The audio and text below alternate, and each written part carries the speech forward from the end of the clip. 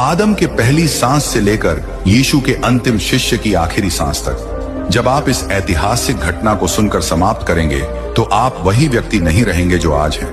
परमेश्वर के वचन की शक्ति आपके हृदय में नई आग जलाएगी, लेकिन केवल तभी जब आप अपना दिल पूरी तरह खोल देंगे। यदि बाइबल आपके लिए एक पहेली बनी हुई है तो आज वह पहेली सुलझ जाएगी। यदि इसके पन्ने आपके लिए मूक लगते हैं तो आज वे बोलने लगेंगे। मुझे पूर्ण विश्वास है कि इस ज्ञान की ज्योति आपके अंधकार को चीरकर निकल जाएगी।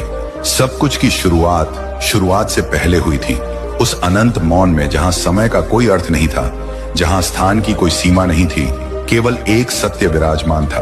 परमेश्वर जो कभी जन्मे नहीं, कभी मरे नहीं। वे अनादि हैं, यानी उनकी कोई शुरुआत नहीं थी। वे अनंत हैं, यानी उनका कोई अंत नहीं होगा। वे सृष्टि के स्वामी हैं, लेकिन स्वयं किसी के द्वारा सृजित नहीं। उनका अस्तित्व स्वयं में पूर्ण है। अनंतता केवल उनका विशेष गुण है। फिर एक दिन, जिसे हम समय का पहला दिन कह सकते हैं, परमेश्वर ने अपनी सर्वशक्तिमान आवाज उठाई। उनके मुंह से निकले 3 शब्द ने ब्रह्मांड की नींव हिला दी। उजियाला हो, और अंधकार के सीने को चीरता हुआ प्रकाश फूट पड़ा। यह केवल प्रकाश नहीं था, यह परमेश्वर की महिमा का प्रतिबिंब था। 6 दिनों तक सृष्टि का महानतम कार्य चलता रहा।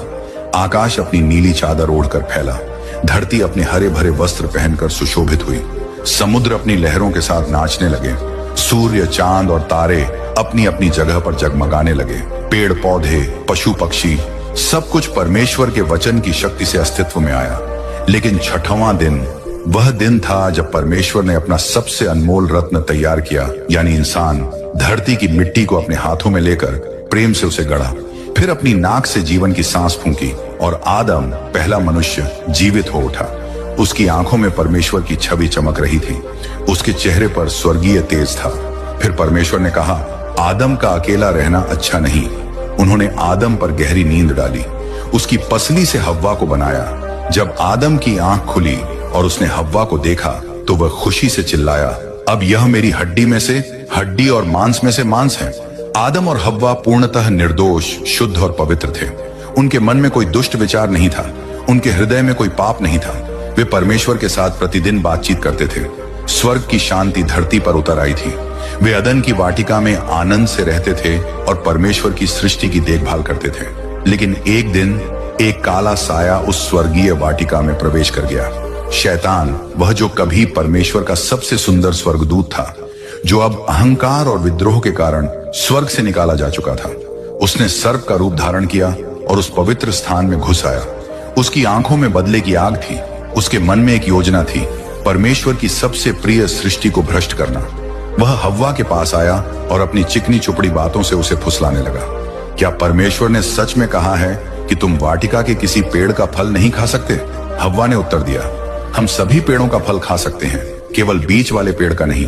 परमेश्वर ने कहा है कि जिस दिन हम उसे खाएंगे उसी दिन मर जाएंगे। तब शैतान ने अपना सबसे घातक झूठ बोला, तुम निश्चय नहीं मरोगे। परमेश्वर जानता है कि जिस दिन तुम इसे खाओगे तुम्हारी आंखें खुल जाएंगी और तुम परमेश्वर के समान हो जाओगे। एक फल, एक झूठ, एक चुनाव, और मानवता का महान पतन हो गया। हव्वा ने फल लेकर खाया और अपने पति को भी दिया। जैसे ही उन्होंने खाया, सब कुछ बदल गया। निर्दोषता खो गई, पवित्रता नष्ट हो गई। डर, शर्म, अपराध बोध, ये सब पहली बार उनके दिल में घुसे। जब परमेश्वर वाटिका में आए तो आदम और हव्वा छुप गए। पहली बार वे अपने सृष्टिकर्ता से डर रहे थे। जब परमेश्वर ने पूछा कि क्या हुआ है, तो आदम ने हव्वा को दोष दिया, हव्वा ने सर्प को। इस प्रकार पाप ने अपनी विषैली जड़ें जमा ली। मृत्यु ने पृथ्वी पर अपना शासन स्थापित किया। स्वर्ग के द्वार बंद हो गए, लेकिन परमेश्वर के प्रेम में एक आशा छिपी थी। उन्होंने सर्प से कहा, स्त्री का वंश तेरे सिर को कुचल देगा। यह था मसीहा की पहली भविष्यवाणी।